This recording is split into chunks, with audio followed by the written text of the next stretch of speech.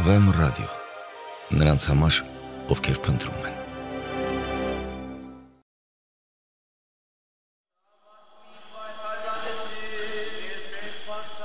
Ողջույն սիրելի ռադիո ունկնդիրներ, VM ռադիոյի եթերում հոգևոր զրույցներ հաղորդաշարն է, տաղավարում Տեր Մարկոս Քահանա Մանգասարյանն է։ Դե ինչ սիրելիներ, համատես ավետարանների սերտողության մեր ընթացքը մենք հասցրել ենք Ղուկասի ավետարանի 2-րդ գլխի 41-րդ համարին։ Այնտեղ, որտեղ որ պատմվում է 12-ամյա մանուկ Հիսուսի տաճարում վարդապետների հետ զրուցելու դրվագը։ Մինչև այս դրվագին անդրադառնալը շատ կարճ կերպով ուղղակի ասենք, որ ավետարանում ոչ Մատթեոսի, ոչ Մարկոսի, ոչ Ղուկասի եւ ոչ էլ առավել եւս Հովհաննեսի կողմից Տեր Հիսուս Քրիստոսի մանկության մասին մենք շատ տեղեկություններ չունենք։ Մատթեոսի ավետարանում միակ բանը, որ մանկության մասին խոսում է, հետևյալն է, երբ որ վերադառնում են Եգիպտոսից Հովսեփը, Մարիամ Աստվածածինը եւ Տեր Հիսուս Քրիստոս, մանուկ Հիսուս, ավետարանիչը ընդամենը ասում է, որ հետ գալով այս սուրբ ընտանիքը բնակվում է Նազարեթ կոչվող քաղաքում եւ ընդամենը տեղեկություն է տալիս, որ երազի մեջ տեսնելով է Հովսեփը այս որոշումը կայացնում։ Հավելյալ որևէ խոսք չի ասվում։ Մենք այստեղ գոնե տեսնում ենք մանուկ Հիսուսին, որ իր ընտանիքի հետ գալիս է Նազարեթ, եւ սրանից անմիջապես հետո տեսնում ենք Հովհաննես Մկրտչի քարոզությունը, որի ժամանակ Քրիստոս արդեն 30-ամյա տղամարդ էր։ Ղուկասի ավետարանում մանկության մասին շատ կարճ տեղեկություն կա վերստին 2-րդ գլխում, երբ որ խոսվում է տաճարին ընծայման մասին, տաճարին ընծայման դրվագի վերջում պարզ կերպով Ղուկաս ավետարանիչը ասում է, որ մանուկը աճում եւ զորանում էր լի իմաստությամբ եւ Աստծո շնորհները նրա վրա էին, բայց հավելյալ տեղեկություններ, թե մանկության ընթացքում Տեր Հիսուս Քրիստոսի հետ ինչ տեղի ունեցավ, ինչպես էր ապրում, ինչպիսի մեկն էր,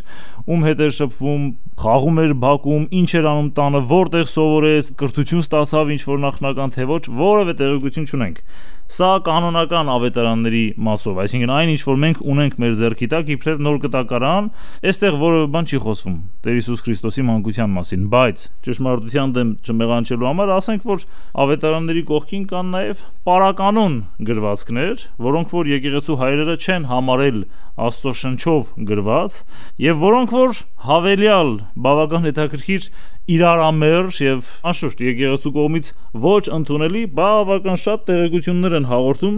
Տեր Հիսուս Քրիստոսի մանկության մասին։ Պարականոն այդ ավետարաններից կարող ենք առանձնացնել թերևս հատկապես 3-ը։ Առաջինը կեղծ Մատթեոսի ավետարանն է, որ նաև տարածված է մանկության ավետարան արաբական տարբերակով։ Մյուսը թերևս Հակոբոսի ավետարանն է եւ երրորդն էլ Թովմասի ավետարանն է, որ մանկության ավետարան է նաև կոչվում։ Ուրեմն այս 3 պարականոն ավետարաններն էլ Տեր Հիսուս Քրիստոսի մանկության մասին բավական դրվագներ են ներկայացնում։ Չգիտեմ, օրինակի համար ներկայացնում են, թե ինչպես մանուկ Հիսուս իր հասակակիցների հետ խաղալու ընթացքում, երբ նրանց կողմից հանդիմանվում է կամ ինչ որ դժվար իրավիճակի մեջ է հայտնվում կամ իրեն նեղում է որևէ մեկը, անմիջապես ինքը աշխատեցնում է, բանեցնում է իր զորությունը, իր գերբնական ուժը, մի դեպքում այդ երեխաներին իր հետ խաղացող այծերի է վերածում, մյուս դեպքում նույնիսկ դրանցից որոշներին սպանում է։ Ուրեմն այսպիսի տեղեկություններ կան այս պարականոն ավետարաններում, որոնք որ բնականաբար չեն կարող ընդունելի լինել։ Թե ինչու գրվեցին այս պարականոն ավետարանները, սրանք էլ այլ հարցեր են իրենց հետ առաջ բերում, որոնց որ անդրադառնալու կարիք չունենք։ Ուղղակի կարճ կարող ենք ասել հետևյալը. հիմնականում պարականոն ավետարանները գրվեցին գնոստիկյան շարժման ներկայացուցիչների կողմից եւ շատ անգամ հենց քրիստոնեության դեմ լինելով է, որ այս մարդիկ գրեցին, որպեսզի Քրիստոսի կերպարը աղավաղեն եւ ներկայացնեն, ինչպես որ ներկայացնում են հեթանոսական շատ աստվածների, որտեղ մենք գիտենք, օրինակի համար Պրոմեթևսը կլինի, Հերակլը կլինի, տարբեր հեթանոսական աստվածներ իրենց մանկության մասին էլ բավական տեղեկություններ էին հայտնվում եւ մարդիկ խոսում էին սրա մասին։ Ավետարանը լռում է եւ ոչինչ չի ասում այս առումով։ Միակ բանը, որ մանկությունից անմիջապես հետո, որ իբրև պատանի,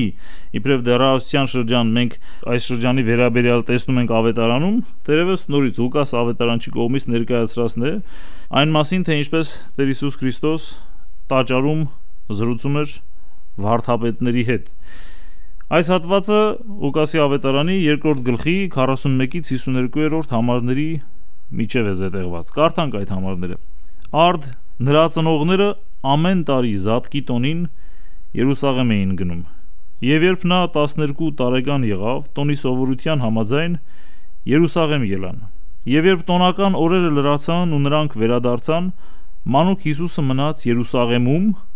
եւ նրա ծնողները այդ չիմացան։ Կարծում էին, թե նա իրենց ուղեկիցների հետ է։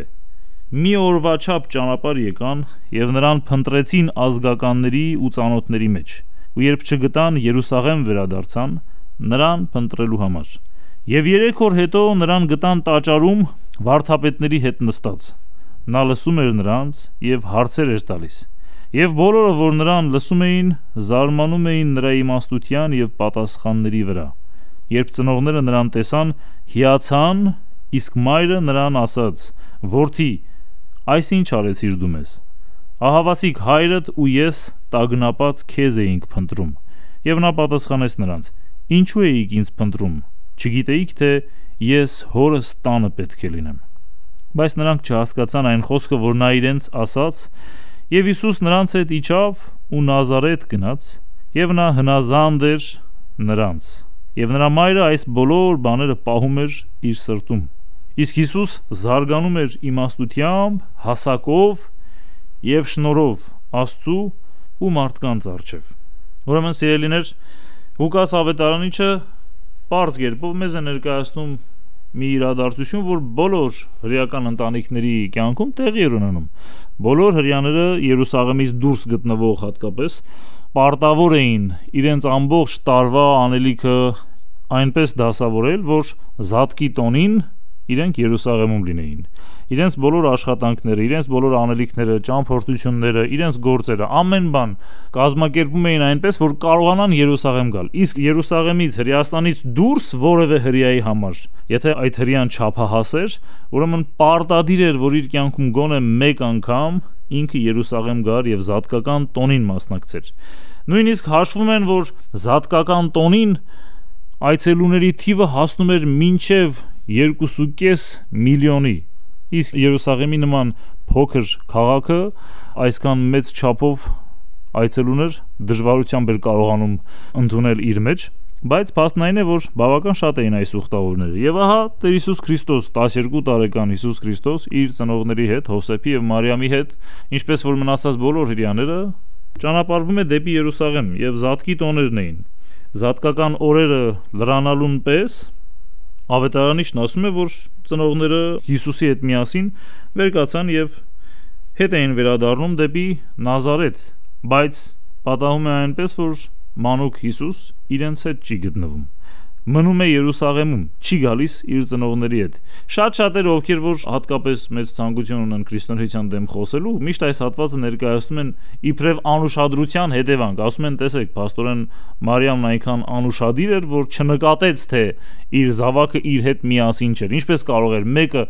իր զավակի հանդեպ ուշադիր լինել եւ չտեսնել, որ իր հետ չի այդ զավակը։ Շատ դեպքերում, հատկապես ներկայացնելով նաեւ այսօրվա իրականությունը, երբ որ մենք ինքներս երբեմն մեր զավակների հետ խանութ, շուկա կամ մի այլ մարդաշատ վայր ենք գնում եւ այնտեղ մեր աչքից 2 վայրկյան վրիպելու դեպքում մենք անմիջապես իրար ենք անցնում, փորձում ենք փնտրել, անհանգստանում ենք մեր զավակի համար։ Եվ ուրեմն շատերը ներկայացնում են, թե Մարիամ Աստվածածինը ինչպես կարող էր ուշադիր ծնող լինել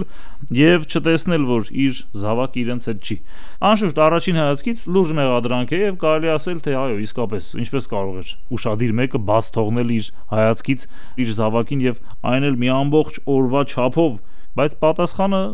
մեզ համար մեկ կերպ կարող է լինել։ Մենք պետք է գնանք հետ դեպի Հիսուսի ժամանակները եւ հաշվի առնենք, թե այն ժամանակ ինչպես էին մարդիկ տեղափոխվում։ Նախ մարդիկ առանձին չէին ճամփորդում։ Հովսեփը, Մարիամը եւ Տեր Հիսուս Քրիստոս, մանուկ Հիսուս այս երեքով չէին ճանապարհորդում։ իրենց հետ նաև կային բազմաթիվ իրենց հարազատներից, իրենց բարեկամներից, Նազարեթից շատ շատերը իրենց հետ միասին գնացել էին դեպի Երուսաղեմ։ Եվ ինչպես էին գնում։ Գնում էին քարավանով։ Գիշերը հիմնականում փորձում էին հանգստանալ, իսկ ամբողջ օրվա ընթացքում այդ քարավանը շարժվում էր եւ մարդիկ ճանապարհվում էին։ Ու սովորությունն այս էր, որ երեխաները այդ ընթացքում կարող էին իրենց ընտանիքից պոկվել եւ ճանապարհի մի մասը անցնել իրենց հարազատների հետ։ Իրենց ազգակիցներից մի քանիսի հետ կարող էին առանձնանալ եւ քարավանի սկզբում կամ վերջում լինեին։ Այսինքն շատ սովորական էր, երբ որ մի ամբողջ քարավան շարժվում էր, տարբեր ընտանիքների զավակներ, անդամներ միմյանց հետ առանձնանում էին կամ հետևում էին գտնվում կամ դիմացում, եւ այսպես սովորություն էր, որ հասնում էին գիշերվան, այդ գիշերը արդեն ամեն մի ընտանիքը առանձնանում էր նորից, տվյալ ընտանիքի անդամները հավաքվում էին իրար գլուխ։ Եվ ահա այս է պատճառը, որ մի ամբողջ օր կարծես թե չեն անհանգստանում, մի ամբողջ օրվա չափ ճանապարհ են գալիս եւ հետո նոր փնտրում են ազգակիցների ու ծանոթների մեջ, որովհետեւ գիշերը արդեն տեսան, որ իրենց զավակի իրենց հետ չէ։ Ուրեմն այս էր պատճառը, սովորությունը սա էր, առանձին չէին գնում, մարդիկ միասին էին շարժվում եւ շատ անգամ կարող էր մի ընտանիքի զավակը իր ազգակիցներից մեկ այլ ընտանիքի զավակների հետ միասին խաղով ընկած լիներ եւ միասին շարժվեին ու իր ծնողների հետ չլներ։ Բայց անմիջապես ավետարանը մեզ ասում է, որ երբ որ չգտան, երբ որ քարավանի մեջ նայեցին ու ոչ միտեղ չգտան, ոչ մի ազգակցի մոտ չտեսան իրենց մանկանը, անմիջապես հետ վերադարձան Երուսաղեմ։ Երուսաղեմում բնական է, որ ամեն տեղ պիտի փնտրեին։ Երբ որ ուխտավորներ էին գալիս Երուսաղեմ, միայն տաճար չէ, որ այցելում էին, այդ ուխտավորները գնում էին շուկա, գնում էին տարբեր վայրեր։ Եթե հարազատներ ունեին, ազգակիցներ ունեին Երուսաղեմում, նրանց էին այցելում, որովհետև 8 օր իրենք այստեղ էին մնում, Զատկի տոնին եւ տոնական մնացած օրերին եւս իրենք Երուսաղեմում էին գտնվում։ Ուրեմն կարելի է պատկերացնել Մարիամի եւ Հովսեփի վիճակը, իրենց հուզմունքը, թե ինչպես էին փնտրում ամենուր եւ վերջում իրենց փնտրելու ճանապարհին գալիս են եւ հասնում են տաճար, որովհետեւ այլ տեղ չէր մնում էր միայն փնտրել տաճարում։ Եվ տաճար երբ որ գալիս են, ավետարանիչը մեզ ասում է, տեսնում են, որ վարդապետների հետ նստած մանուկը լսում էր նրանց եւ հարցեր էր տալիս։ Եվ ասում է, թե բոլորը նրան լսում էին, զարմանում էին նրա իմաստության եւ պատասխանների վրա։ Սկզբից ավետարանիչն ասում է, թե վարդապետների հետ նստած էր եւ ինքը լսում էր ու հարցեր էր տալիս, բայց հետո նաեւ շարունակության մեջ մեզ համար հասկանալի է դառնում, որ մանուկ Հիսուս ոչ միայն հարցեր էր տալիս, այլ նաեւ իրենց շատ հետաքրքրաշարժ կամ նույնիսկ միգուցե դժվար ընկալելի տարբեր հարցերին ինքը պատասխաններ էր տալիս։ Չնայած որ հարցեր տալու ձևից էլ կարելի է պատկերացնել մարդու ինտելեկտի չափը, մարդու իմաստության չափը, եւ ուրեմն հարցեր տալով միայն կարելի էր հասկանալ, թե այս մանուկը ինչպիսի մեծ զորության, ինչպիսի մեծ աստվածային շնորհի կրող մեկն է, բայց սրա հետ մեկտեղ ավետարանիչն ասում է, որ մանուկը նաեւ պատասխանում էր եւ այդ պատասխանների վրա հենց այդ վարդապետները, թերևս այնտեղ հավաքված օրենսգետները, ծերերը, փարիսեցիները միգուցե նաեւ բոլորն էլ զարմացած էին։ Եվ ուրեմն երբ որ Մարիամն ու Հովսեփը հասնում են այս տեսարանի վրա,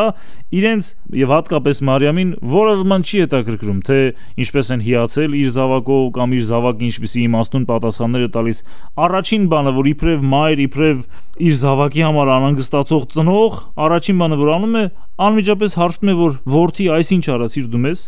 ահավասիկ հայրդ ու ես տագնապած քեզ էինք փնտրում, որովհետեւ կարելի է պատկերացնել, թե ինչպիսի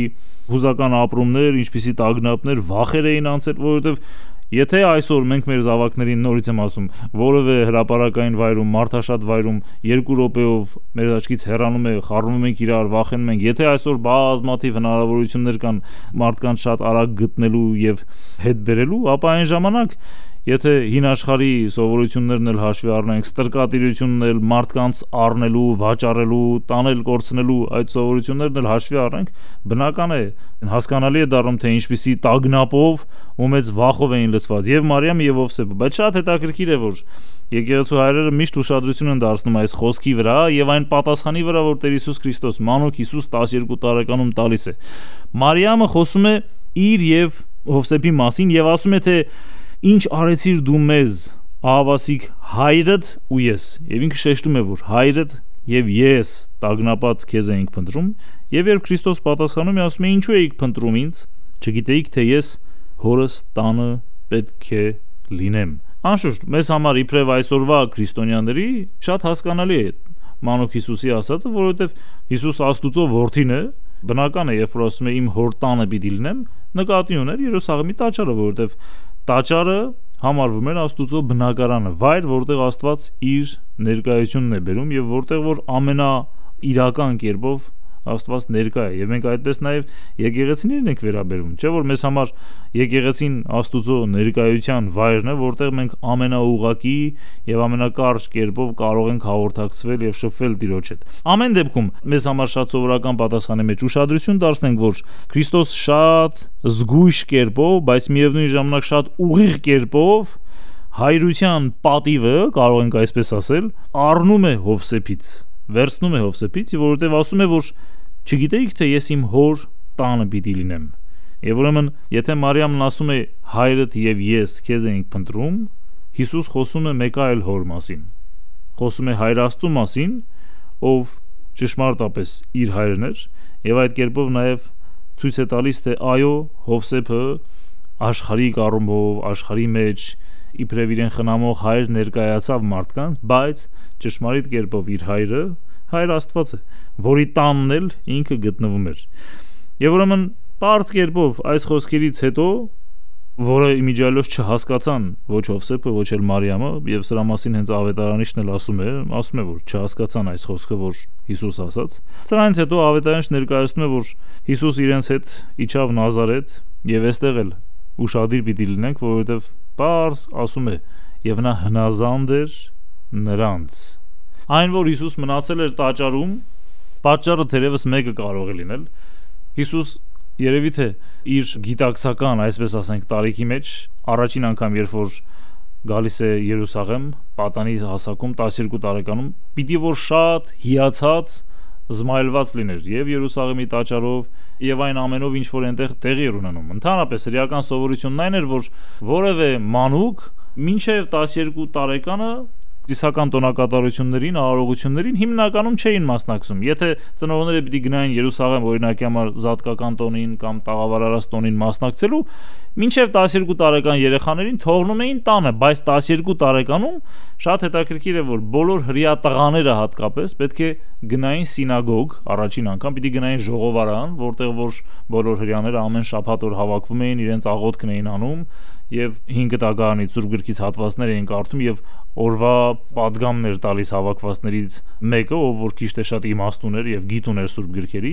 Ուրեմն այս ժողովարանը պիտի գնար 12 տարեկան որևէ տղա, երբ 12 տարին լրանում էր եւ պիտի այնտեղ քննություն տար։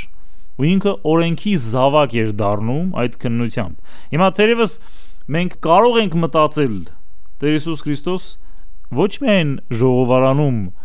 առիթ էր ունեցել թերևս ընդունված կարգի համաձայն այդ քննությունը տալու եւ օրենքի զավակ համարվելու, այլ նաեւ հենց տաճարի մեջ շատ խորհրդանշական կերպով 12 տարեկանում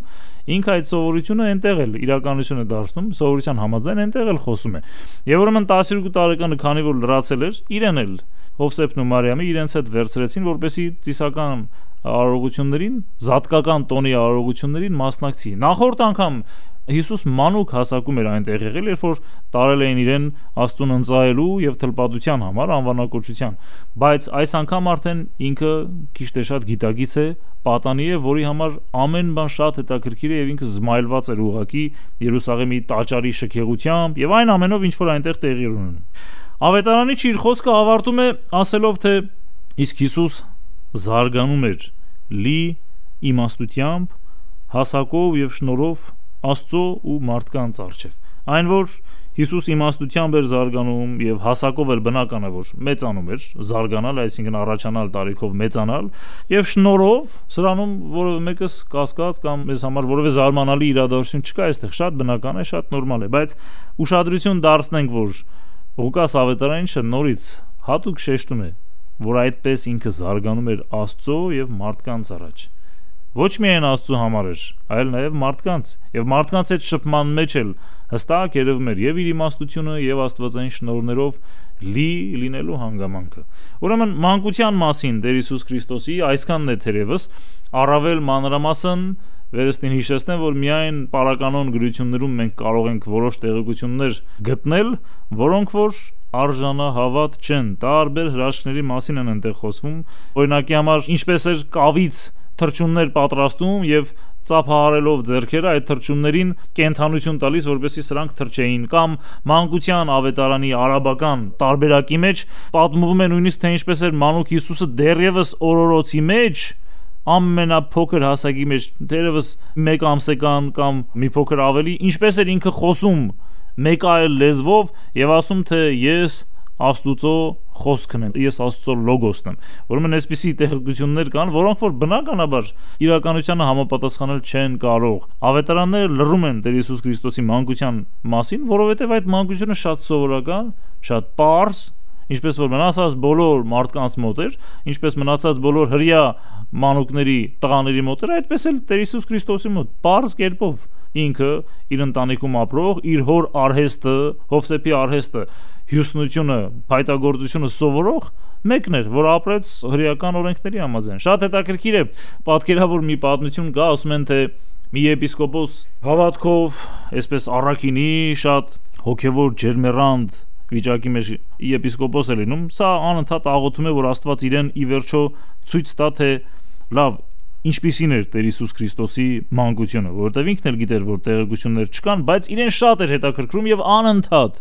անդադար այս աղոթքի մեջ էր եւ ասում է օրերից մի օր կամ երազ էր կամ տեսիլք էր, բայց ասում է այս եպիսկոպոսը տեսնում է, որ իր առջև է հայտնվում պարզ հրեական միջավայրում սովորության համաձայն, ինչպես որ սովորություններ կառուցված պարզ մի տնակ, մեկ հարկանի հողից պատրաստված տուն, որի աստիճանները դրսից էին։ Այդ տան հետևի մասում ինչ որ փոքրիկ արհեստանոց կար, որտեղ որ առաջացած տարիքում մի ծեր տղամարդ հյուսնություն էր անում, փայտագործությամբ էր զբաղված, եւ ասում է այդ նույն փայտագործի մոտ կանգնած էր մանուկ Հիսուս, կանգնած էր մի փոքրիկ, որը որ գետնին ընկած փայտերը, տաշեղներն ու թեփն էր հավաքում։ Եվ ասում է պարզ կերպով այս մարդիկ աշխատում էին, մանուկը օգնում էր փայտագործին եւ հանկարծ քիչ անց պարզ կանացի հագուստներ հագած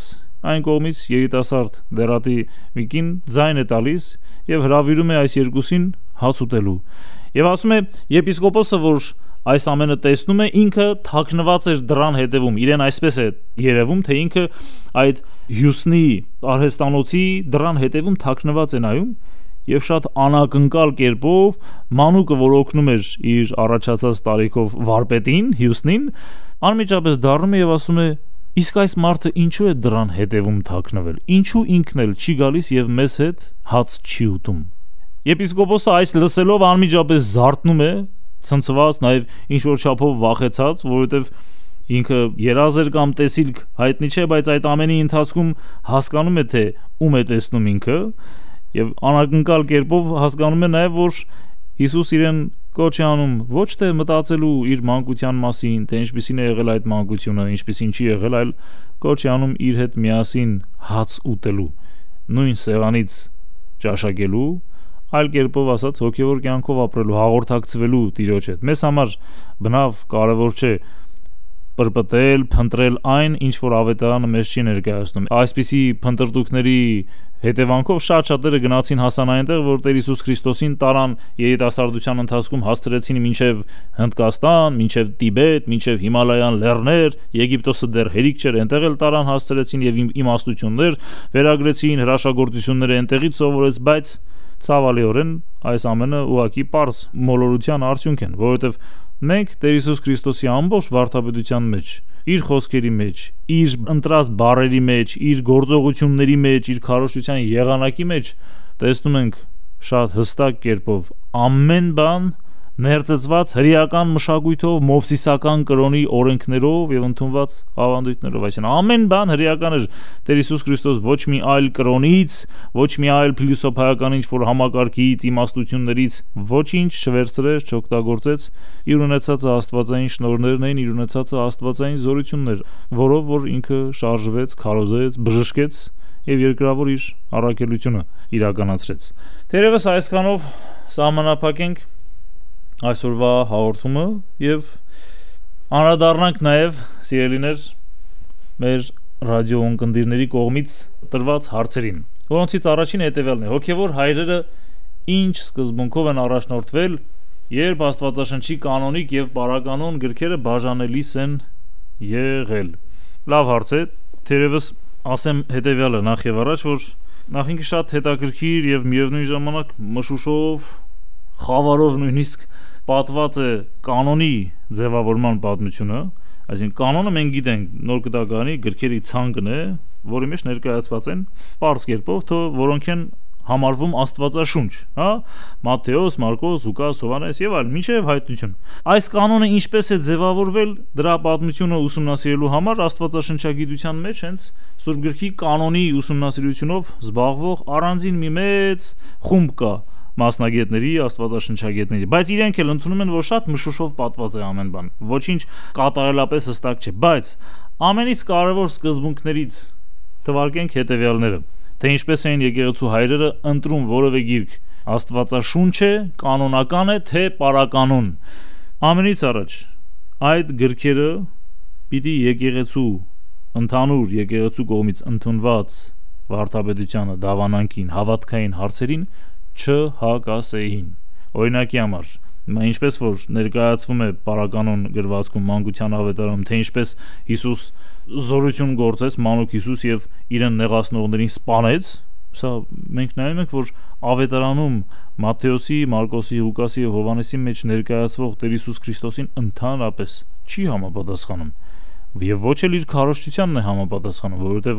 Սուրբ Գիրքն ասում է եւ եկեղեցին էլ ընդունում է, որ Հիսուս սիրո վարդապետն էր, ինքը սիրո վարդապետությունն էր քարոզում մեջ։ Ինչպես կարող էր մեկը սիրո մասին խոսել, բայց միևնույն ժամանակ իր վրա բարկասող կամ իրեն նեղացնող մեկին սպանել։ Շատ դեպքերում առաջնորդվում են եկեղեցու հայրերը ընդունված վարդապետության եւ դավանանքի կետերով եւ նայում են, եթե տվյալ գրվածքը չէր համապատասխանում, չէին ընդունում կանոնի մեջ, որովհետեւ մինչեւ կանոնի ձևավորվելը մարդիկ ի վերջո պատկերացում ունեին, թե ինչ է ճշմարիտ հավատքը։ Իրենք արդեն դրա մասին պատկերացում ունեն եւ ըստ դրա էին առաջնորդվում։ Ի վերջո սկզբից Սուրբ Գիրքը չեղավ, հետո եկեղեցին, հա, եկեղեցու ծոցում է, որ ձևավորվեց Սուրբ Գիրքը եւ կանոնը նաեւ Սուրբ Գրքի։ Մյուս կարևոր կետը, եկեղեցու հայրերը առաջնորդվում են հետեւյալով, որևէ գիրք պետք է գրված լիներ Աստուծո շնչով, այսինքն այս Մատթեոսի ավետարանը կլինի, Ղուկասի, Մարկոսի, Հովհաննեսի, իրենք պետք է զգային, իրենք պետք է տեսնեին, որ սա Աստուծո շնչով է գրված, որովհետև շատ այսպիսի պարականոն գրություններ կան, որոնք գրվել էին այս կամ այն եկեղեցու անունը բարձրացնելու եւ մարդկանց դեպի այդ եկեղեցի տանելու համար, ինչ որտեղ որևէ եկեղեցու նախապատվության համար, կամ ցույց տալու համար, որ մեր մոտ օրինակի համար Պետրոս առաքյալի գործք առաքելոց թուղթը կա եւ ուրեմն մեր եկեղեցին, այսինչ համայնքի եկեղեցին ավելի նախապատիվ է, քան մյուսը։ Տարբեր խնդիրներից ելնելով է, որ պարականոն որևէ գրվածք գրվել էր։ Եվ ուրեմն եկեղեցու հայրերը պիտի տեսնեին նաեւ, որ Սուրբ Հոգով է գրված, որևէ անձնական կամ ժամանակավոր տեղային ինչ-որ շահից ելնելով չի, որ այդ գրությունը գրվել է, ստեղծվել է, ի հայտ է եկել։ Եվ մյուսը, որ շատ կարևոր էր, որովհետեւ տվյալ գիրքը, լիներ դա ավետարան, լիներ դա թուղթ, թե մեկ այլ գրություն, ինքը պիտի ընդունված լիներ բոլորի կողմից։ Շատ հետաքրքրական է, եթե 5 տակարանի պարագային մենք տարբերություններ ունենք կանոնի մեջ, 9 գրքեր կան, որոնք մեր կանոնում կան, մյուսների մոտ չկան, որոնք երկրորդականոն են համարվում, ապա նոր կտակարանի պարագային ես ուրախությամբ պիտի ասեմ, որ բոլոր 27 գրքերն էլ տառացիորեն կան եւ ընդունված են քրիստոնեական բոլոր եկեղեցիների կողմից։ Ուրեմն գոնե այստեղ, գոնե արդեն քրիստոնեության ի հայտ գալով քրիստոնեական եկեղեցին կարողացավ իսկապես ընտրել կանոնի մեջ դնել բոլոր այն գրքերը, որոնք որ ընդունված պիտի լինեին ամբողջ եկեղեցու կողմից։ Չկա մի գիրք, որը որ մի եկեղեցին ընդուներ, այն մյուսը չընդուներ, բոլորն էլ ընդունել են։ Ուրեմն այս հիմնական սկզբունքներն էին գործում, երբ որ որոշում էին, թե որ գիրքը պետք է մտներ կանոնի մեջ եւ որը չէ։ Ամենքիդ խաղաղություն մաղթելով Տիրոջ սերն ու շնորհը եւ օրհնություններն ենք բերում ձեզ։ Տերն ընձեզ։